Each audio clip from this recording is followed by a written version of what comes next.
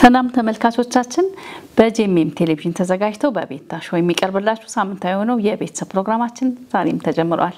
ዛሬ ከሳምንት የቀጠለ ከወንጌላዊት ቀበኔ ሁኔሳ ጋር ያደረግነው ቆይታ ይቀጥላል። አብራችሁ እንድትሆኑ በአክብሮት ጋበዝኩኝ። አመሰግናለሁ።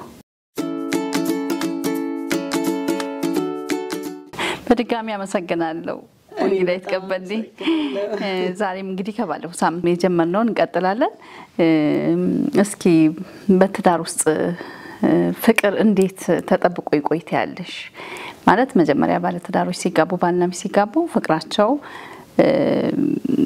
በጣም ከፍተኛ ነው አይደለ? እና ያንን ፍቅር እንዴት ነው የኑሮ ተግዳሮት ሲመጣ ልጆች ሲመጡ ብዙ የባህሪ መለዋወጥ ሊኖር ይችላል። ሚስት ስታረግዝ ባል በስራ ሲወጠር ብዙ ነገር አለ እና ያንን ሲያልፉ ፍቅራቸውን እንዴት ያቆዩት ብለሽ ትያለሽ?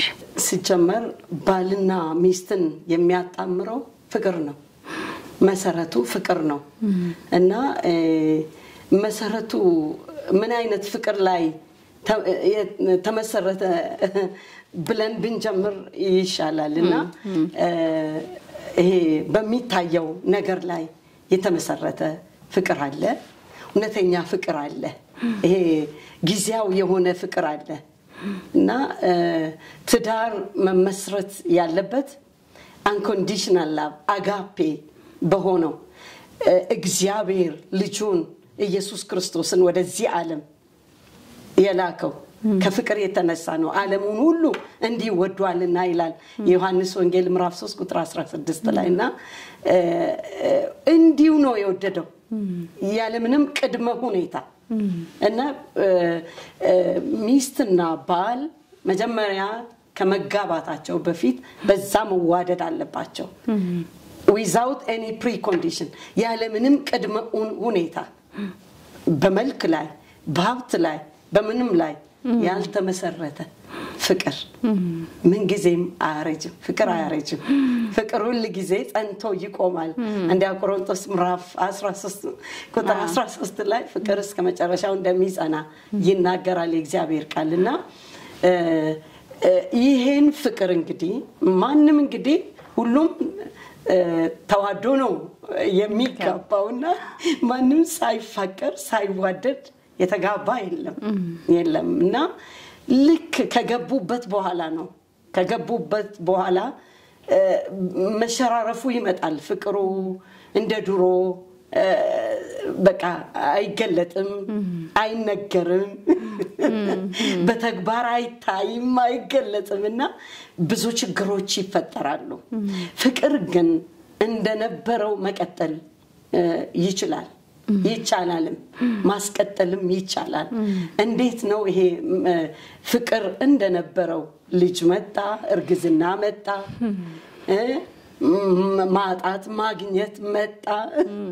ማግኘት እንዳለ ሁሉ ማጣትም አለና ፍቅር ግን ኮንስታንት መሆን አለበት። ፍቅር ኮንስታንት ሆኖ ቋሚ ሆኖ ማግኘትም የማይቀይረው ማጣትም የማይቀይረው በሽታም የማይቀይረው እርግዝናም የማይቀይረው ሆኖ የሚቀጥለው ሁለቱም ኃላፊነታቸውን ሲወጡ ሁለቱም ያን ፍቅር መንከባከብ ሲችሉ ነው። ፍቅር ልክ እንደ አትክልት ነው። አትክልት ተክለሽ ጥለሽው አትሄጂ። ብዙ እንክብካቤ ይፈልጋል። ውሃ ማጠጣት፣ መኮትኮት፣ ብዙ ነገር አለው። እንግዲህ እንደዛው ፍቅር እንክብካቤን ይፈልጋል። ፍቅር እንደያዝሽው ነው እንዳረግሽው ነው የሚሆነው። ገብቶሻል? በእኛው እጅ ነው ያለው። ፍቅራችን እየዳበረ እየጨመረ እንዲሄድ ምናደርገው እኛው ነን። እኛው ስልሽ እንግዲህ ባል ነው ሚስት ናት። ከሁለቱ ውጪ ሌላ ሰው የለም። ደግሞ እንዲቀየር ከድሮ በቃ አሁን የብዙዎች ስሞታ እንዴ ነው ፍቅራችን እንደ ድሮ አይደለም ነው። አንዳንድ ቤት ስትሄጂ ደግሞ ሰው ስመጣ እንዴ እናንተ እንደ ሙሽራ ናችሁ እንዴ እንባላለን። እናንተ እንደ ሙሽርነት ጊዜ ነው ምናምን እንዲያውም እየጨመረ ይሄዳል። ምክንያቱም አንድ ላይ ዘመናትን ባስቆጠርሽ ቁጥር ፍቅሩ እየጨመረ መሄድ አለበት እና እውነተኛ ፍቅር ደግሞ እየጨመረ ይሄዳል እንደዛ እንዲሆን ማድረግ የምንችለው ስንንከባከበው ነው ሚስት ለባሏ 100% ራሷን ስትሰጥ ባል ደግሞ ለሚስቱ ይሄ total submission of total commitment and total submission ይሉታል ፈረንጆችና ቶታሊ በቃ ምንም ሳታስቀሪ እኔ ለእንግዳ ለኔ ራስን መስጠት ማለት ነው ራስን መስጠት ከቻልን ምንም ሳንሰስት ምንም ሳናስቀር እርስ በርስ መተዛዘን ይኖራል እርስ በርስ መተሳሰብ ይኖራል አንቺ በቃ ላንቺ ይሁን ላንተ ይሁን መባባል ይመጣል እንጂ ይሄ ራስ ወዳድነት ገኖ አይታይበትም ፍቅራችንን እንዴት መንከባከብ ማስቀጠል እንችላለን ብዬሻለሁ በእጃችን ውስጥ ነው ያለው እንዴት በመንከባከብ ምን አርገን ነው መንከባከበው በቃ የሱን በቃ በማስበለጥ የሷን በማስበለጥ እንጂ ይሄ ሰልፊሽ የሆነ ራስ ወዳድነት የሆነ ፍቅርን ያቀዘቅዘዋል ለኔ ከማለት ለሷ ብንባባል ብንተሳሰብ ፍቅር እየዳበረ ነው የሚሄደው አንድ ጊዜ ግን የሚታየው ለኔ ብቻ ይሁን ባለ ራሱ ብቻ በቃ ራስ ወዳዶ ነው የሚገዛዛው ለራሱ ብቻ ደምቆ መታየት ለራሷ ብቻ ደምቃ መታየት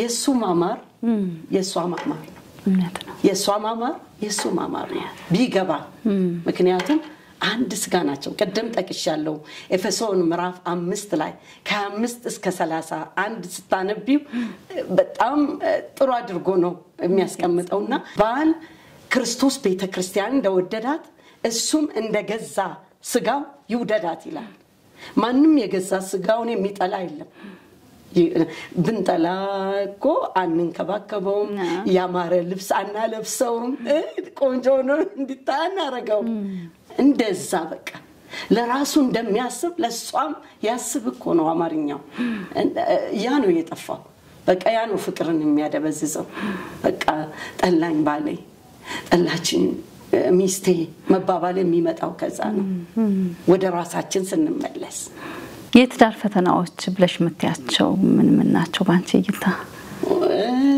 የትዳር ፈተናዎች እንግዲህ ብዙ ናቸው በጣም ብዙ ናቸው ከህይወት ተመክሮም እንግዲህ እኔ 33 አመት ቀላል አመት አይደለም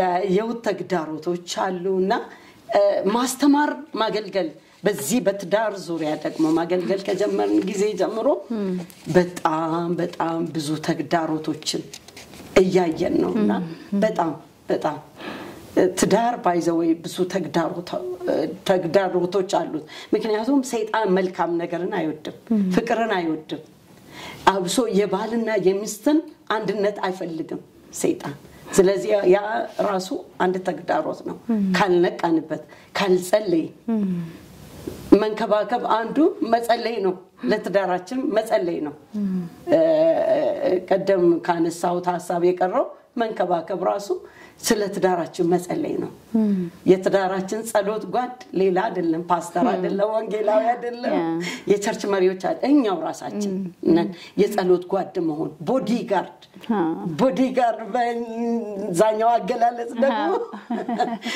በቃ ምክንያቱም ብዙ ዙሪያ ዙሩ በቃ ሊያፈርስ የሚፈልጋለ አፍራሽ ክፍል ይበዛበታል እና ተግዳሮቶቹ በጣም ብዙ ናቸውና ይሄ የገቢ ጉዳይ ራሱ የገንዘብ ፋይናንሻል ፕሮብሌም ያራሱ ብዙ ተግዳሮቶችን ያስከትላል አንዱ ወይ በቃ ወጪ ላይ በቃ እንትን ሊሆን ይችላል ወጪ ላወጣ ይችላል ላታወጣ ትችላለች ገቢ መደባበቅ ላይ የሱን በቃ ያንዱን አለማወቅ እሱ ራሱ ትልቅ ተግዳሮት ነው ችግርን ያመጣል ትዳር ውስጥና ሌላው ደግሞ ያለ መተማመን አንዱ መጠራጠር ቅናት በጣም መጥፎ ነቀርሳ ነው እሱ ደግሞ ያም ችግር ነው ሌላው ደግሞ sexual incompatibility ይሄ ያንዱን ያለ ማርካት የግብረ ስጋ ግንኙነት ችግር እኔ ይገርምሻል የመጀመሪያ ዲግሪዬን ስሰራ ማለት ነው በዚህ በትዳር መፍረስ ዙሪያ ነው የሰራሁትና አሁን ደግሞ ጌታ ረድቶኝ በዚህ ዙሪያ ዶክተር ኦፍ ሚኒስትሪ ሪሰርች እየሰራው ነውና በዚህ ዙሪያ ነውና ይሄ ችግር ይሄ ጥልን የሚያስነሳ cause of marital conflict and resolution mechanism እንዴት እንደሚፈታና ኮዞቹ ምክንያቶቹ ምንድናቸው ባልና ሚስትን የሚያጣላ በመለው ዙሪያ እየሰራው ስለሆነ በጣም ብዙ ነገሮችን እየዳሰስኩ ነውና ያየው ነውና በጣም ብዙ ችግሮች አሉ የሌሎች ሰዎች ጣልቃ ገብነት አለ ዘመድ የሱ ከሁለቱም ሳይድ ማለት ነው በጣም ያ ደግሞ በቃ የትዳር ችግር ነው በጣም ትዳርን ችግር ውስጥ ይከታልና የሁለቱ አለመግባባቶች ራሱ አለመግባባት ወይ በትምህርት ደረጃ መበላለጥ ሊሆን ይችላል ወይ በአስተሳሰብ ደረጃ መበላለጥ አለ መንፈሳዊ ብስለት መበላለጥ አለ ብዙ እንግዲህ ችግሮቹ ብዙ ናቸውና ኢቭን ካብራካችን የወጡ ልጆች ራሱ መሃል ማስቀባት የለብንም ባልና ሚስት የእግዚአብሔር ቃል እንደሚናገረው ዘፍጥረት ምዕራፍ 2:24 ላይ የሚናገራል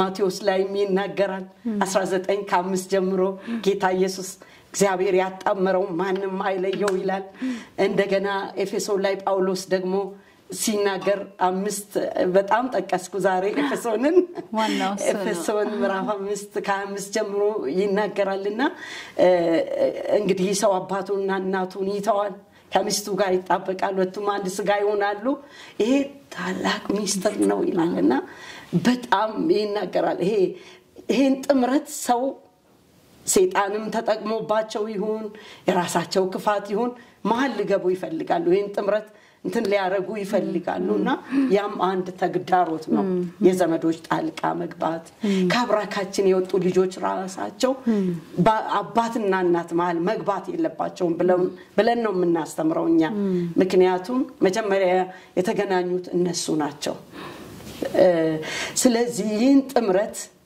መንከባከብ የባልና የሚስት ኃላፊነት ነው እንደፈለግሽ ሰው ካስገባሽ እናት አባት ዘመድ ጨምር እንግዲህ ያን አክስት አጎት ምናምን ጨማምሪ ጓደኛ እነዚህ ጣልቃ ምናስገባቸው ከሆነ ትዳራችን ችግር ውስጥ ነው ማለት ነው የብዙዎችን ትዳር እስከፍቺ ያደረሰው ይሄ ነው ከፋይናንስ ቀጥሎ ይሄ ገቢን በተመለከተ ገንዘብን በተመለከተ ሌላው ደግሞ ይሄ የግብረ ስጋ ግንኙነት ችግር አለመጣጣም አንዱ ያንዱን ፍላጎት ያለ መጠበቅ ብዙ ነገር ነው ያለውና ዲቴይል ነገር አለውና ዛውስ አልገባም ያ ሁሉ ተደማምሮ ችግር ነው ግን እኛ መፍታት መቻል አለብን ያን መፍታት መቻል አለብን ማቆየት ማዘግየት የለብንም ካዘገየነው ካቆየነው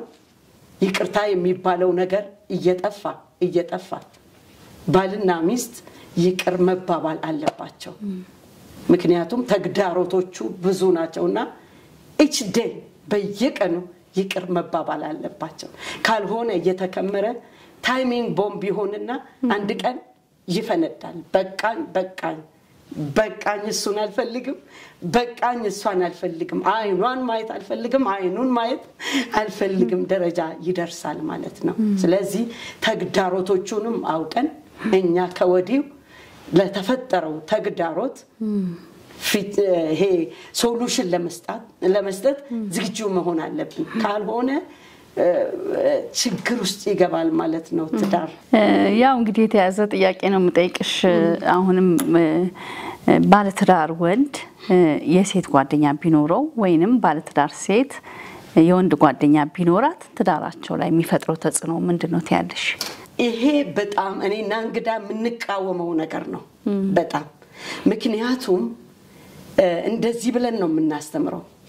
አሁን ብቻውን ነበረ ብቻዋን ነበረች።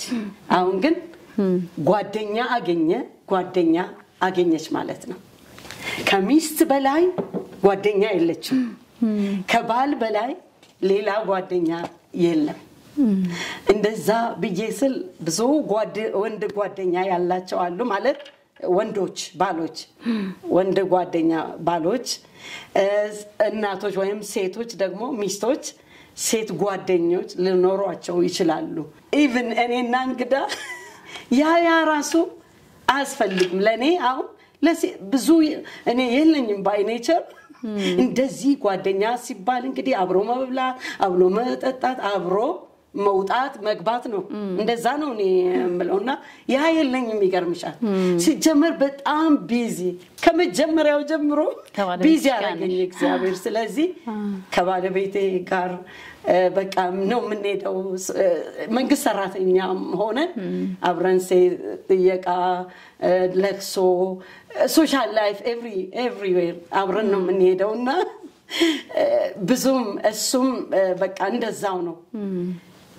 እዚህ ጋር ስንመጣ እኔና እንግዳን በጣም ጠቅሞናል። ለትዳራችን እንደዛ መሆኑ በጣም ጠቅሞናል። አሁን ወደ ጥያቄሽ እንግዲህ ያመራው ነውና ሴት ሚስት ሌላ ወንድ ጓደኛ፣ ባል ደግሞ ሌላ ሴት ጓደኛ መኖሩ በጣም ትልቅ ተጽዕኖ ያመጣል። በጣም ምክንያቱም ለመሰለሽ ኃጢአተኛ ሰዎች ነን። አዳማዊ ባህሪ አለ። በክርስቶስ ተለውጠናል። አዎ ተለውጠናል። ግን ስቲል ስጋ ለባሾች ነን። መልአክ አይደለንም። ስለዚህ ጥንቃቄ እጅግ ያስፈልጋል። ምክንያቱም በጣም በዚህ ኬዝ የፈረሰ ትዳር አቃለው ልክ ጓደኛ ተብሎ አብሮ ጸሎት በማለት ብዙ ነገር አብሮ ማገልገል ተብሎ ብዙ ነገር ትዳራቸው በቃ ፍቺ የደረሱ አሉና ተፋቱ። እኔ ስለማቅ ነውና በጣም ተጽዕኖ ይፈጥራልና ጥንቃቄ ቢያደርጉ ጥሩ ነው። በቃ ሴት ጓደኛ ከሚስት በላይ የለችም። ወንድ ጓደኛ ከባል በላይ የለም። እዚህ ጋር ጥንቃቄ ብናደርግ ጥሩ ነው። ብዙዎች በዚህ ወድቀዋል። አብረው ይወጣሉ፣ አብረው በስራ ምክንያት ይባላል፣ አብረው ሻይ ይጠጣሉ፣ አብረው ካፌ ሄዳሉ፣ አብረው በቃ ይሄ ኢንቲሜሲ አቸው በቃ የሆነ ይሄዳል። ቅርበት በበዛ ቁጥር ደግሞ ሰው ሌላ ነገር ውስጥ ይገባል። በጣም ከባድ ነው። አንድ ልጃችን ሶስተኛ ልጃችን ይህን ጥያቄ ጠየቀን። ይገርምሻል ባለፈው ሳገባ በፊት እና በቀደም አገባና ሳገባ በፊት ጠየቀን። ይሄ ልክ ነው ወይ the same question በእውነት ብሎ ጠየቀንና ይሄን መልስ መለስንለት ከእንግዳ ጋር ማለት ነው። ይሄን መልስ መለስንለት። እኔም እስማማለሁ። ምክንያቱም ማለት ጓደኛ ብላ ወንድ ጋር ከተንዘላዘለች መሄድ ካበዛች አለ አንድ ቀን መተኛታቸው አይቀርም። አብሮ መተኛታቸው አብሮ ማለት መውደቅ ገብቶሻል። መተኛት ማለት በስጋ ተፈትኖ መውደቅ ማለት ነው። ስለዚህ ጥንቃቄ ቢደረግ ጥሩ ነው። ምክንያቱም ምንም ባረጉም እኮ ለሚያይ ሰው ንጹህ ሊና አይኖራቸውም ለነሱ ማለት ነው። ሚስትም ለባሏ ንጹህ ሊና አይኖራትም። ባልም ለሚስትየው እንደዛው።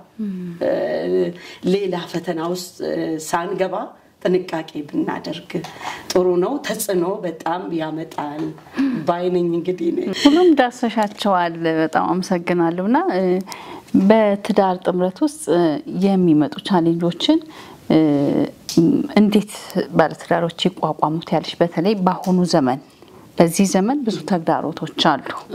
ይሄንን እንዴት ይቋቋሙ ብለሽ ታያለሽ? እንግዲህ በዚህ ዘመን በጣም ቴክኖሎጂው የሰፋበት ዘመን ነው። ሚስትና ባል ጎን ለጎን ቁጭ ብለው አይነጋገሩም የሚያነጋግሩት ነገር አለ የቅርቧን ትተው ሌላ በቃ ሌላዋን ሩቅ ያለችዋን ምክንያቱም በዚህ ዙሪያ ስለምናገለግል ምን ተጠየቀውና ብዙ ክሶችን ስለምሰማ ነው ሚዲያን በተመለከተ ሶሻል ሚዲያ በጣም ጥሩ ነው ለወንጌል ስራ ለሁሉም ስራ ለበጎ ስራ ከተጠቀምንበት መልካም ነው በዛው ልክ ደግሞ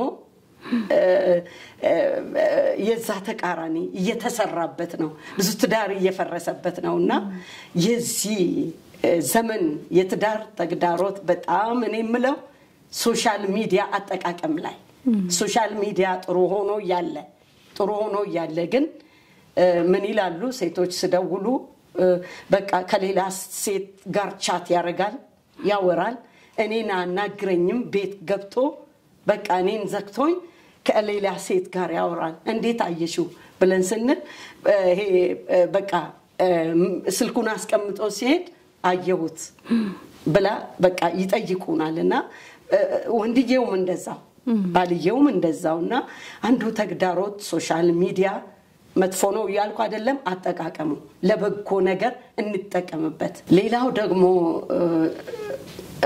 ከሌላ ሴት ጋር ወንድ ከሌላ ሴት ጋር ሴቷ ደግሞ ከሌላ ወንድ ጋር ይሄ ጥሩ ያልሆነ ግንኙነት ቀደም ትንሽ ነካክተናልና ጥሩ ያልሆነ ግንኙነት ገብቶሻል ቤት ስትገባ ባልየዋን ትዘጋለች ከሱ ጋር ምንም ቢሮ ስትሄድ ስራ ቦታ ስትሄድ ስቃ ተጫውታ ምናምን ቤት ስትገባ ግን ዝም ይሄ ኮሙኒኬሽን የለም ባልየውም እንደዛው ውጪ ሲወጣ ለስራ ሲሄድ ከሌሎች ጋር ያወራል ይጫወታል በቃ መጥቶ ከሚስትየው ጋር አይጫወትም ከልጆቹ ጋር ምንም ሪሌሽን የለውም ይሄ አንዱ የዘመኑ ተግዳሮት ነው በዚህ እንግዲህ ትዳራቸው ፍቅራቸው ምን ይሆናል ይሸረሸራል ማለት ነው በቃ ጥርጣሬ መሃላቸው ይገባል በቃ ሰይጣን ደግሞ ያመቻቻል ያልሆነውን እንደሆነ አድርጎ አመቻችቶ ትዳሩ እንዲፈርስ ያደርጋል ማለት ነውና አንዱ ይሄ ነው ሌላው ደግሞ ገንዘብ ላይ ነው በጣም ችግር በጣም በቃ ይሄ ገቢን ደሞዝን መደበቅ እሷ በቤት ውስጥ ትቸገራለች አይ በቃም ትላለች ያ ይሄ ነው ብሩ ምናምን ይላታል ኤግዛክቱን አይነግራትም ይደብቃታል እኔ ምለው እዚህ ላይ ስጋችንን እርቃናችንን አንደባበቅማ ባልና ሚስት እንግዲህ የሚደባበቁ ካሉ እሱ ሌላ ጥያቄ ነውና ይሄ እርቃናችንን አንደባበቅም ስጋ ነው ብር ነው የሚበልጠውና በጣም እሱ ጋር ነው ችግር በቃ ኢኮኖሚ ላይ ነው በቃ አይሰጠኝም ብር ለዚህ በቂ ብር አይሰጠኝም ምናምን ምን ያረጋል አሁን እሱ ለብቻው አስቀምጦና አንዱ ችግር ይሄ ነውና ያለውን በቃ በግልጽነት ያለን ይሄ ነው በቃ ይሄን አብቃቂ በቃ ብሎ እውነቱን መናገር እሷም ያላትን አምጥታ በቃ አንድ ላይ ይሄው ያለን ነገር ብሎ በጣም ብዙ በዚህ ዙሪያ ችግር ስላለ ነውና የዚህ የዘመኑ ችግር አንዱ ይሄ ነው ገንዘብ ወዳድነት የአንዱ ክፍል ገንዘብ ወዳድነት አመሰግናለሁ በጣም ብዙ ገልጸሻል እስኪ መጽሐፍ እንደጻፋችሁ ሰምቻለሁ ስለሱ ትንሽ ትይናለሽና መታስተላልፊ መልእክት ካለ አጣራ አድርገሽ ሁለቱንም እንግዲህ መጽሐፍ ሁለት ጽፈናል ጌታ ረድቶን አንደኛው የቀድመ ጋብቻ ነው ሁለተኛ ጊዜ ልናትመው ነውና አልቆ ማለት ነው ሁለተኛው ደግሞ የድህረ ጋብቻ ነው ባለትዳሮች ማለት ነውና ይሄ የፍቅር ሰንሰለት ይላል በኦሮምኛ ነው ሁለቱም የተጻፈው እግዚአብሔር ብረዳን ወደ አማርኛም እንትን ልናረጋው ያሰብን ነውና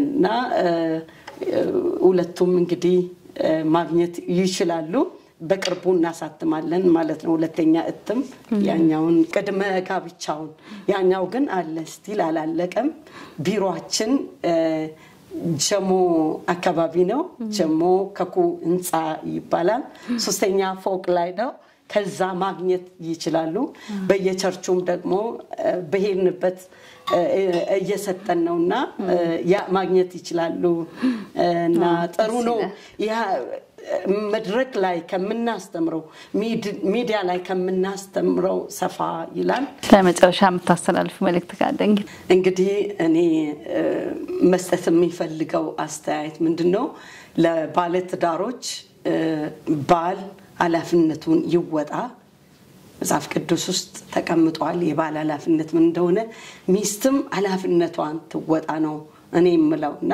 ያ ቢሆን ክፍተት አይገኝም ብዬ እላለሁ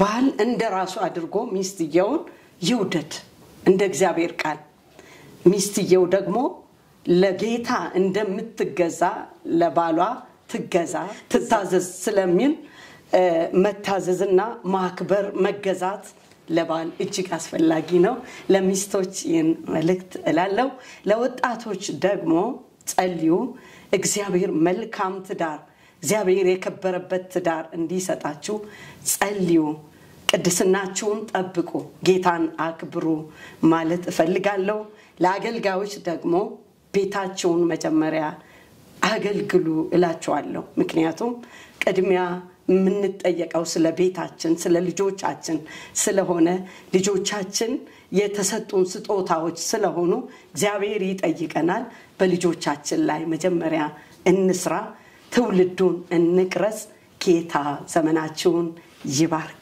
አመሰግናለሁ ወንጌላዊት ቀበኔ ሁንዴሳ ካለሽ ጊዜ በጣም ረጅም ጊዜ ነው የተደዋወልነው ምክንያቱም አንዴ ውጭ ተጫለሽ ክፍለ ሀገር ተጃለሽ እዚህም ትምህርት ላይ ነሽ ቢዚ እንደሆንሽ አውቃለሁ ካለሽ ጊዜ ላይ ከፍለሽ እቺን ደቂቃ ለተመልካቾቻችን ለኔም ገንቢ ነገር የሚያስተምር ለትውልድ የሚጠቅም ነገር ስላካፈልሽን በጣም ነው ማመሰግንሽ ባረኪ አንቺ ዘመንሽ ይባረክ አሜን እግዚአብሔር ይባርክሽ ተመልካቾቻችን ከወንጌላዊት ቀበኔ ሁንዴሳ ጋር ያደረግነው ቆይታ በዚህ አብቅቷል ጥሩ ትምህርት እንደወሰዳችሁ ምክርም ከፈለጋችሁ ወዛው እንዳገኛችሁ ተስፋ አደርጋለሁ ሳምንት ደግሞ በሌላ እንግዳ አብሬያችሁ እመጣለሁ እስከዛው ከቤታችሁ ተሰናበትኩኝ ሰላም ሁኑ